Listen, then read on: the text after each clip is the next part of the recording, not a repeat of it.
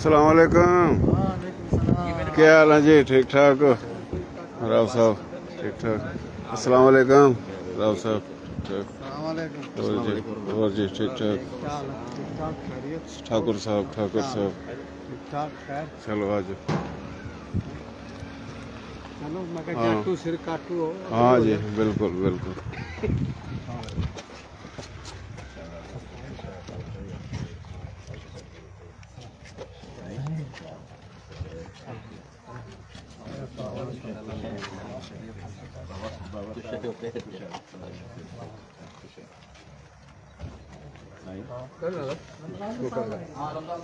अस्सलाम वालेकुम जी।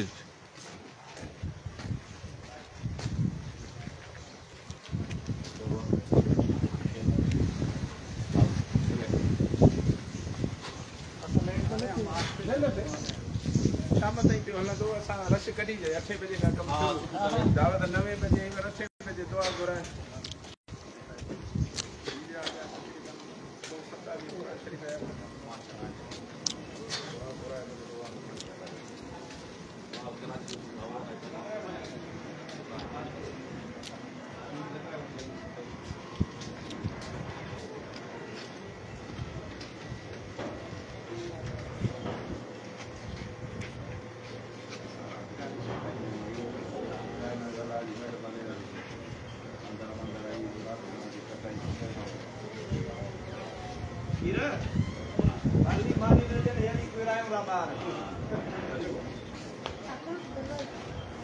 पढ़ाए सुलेमान न तो पढ़ाए वठी हलो।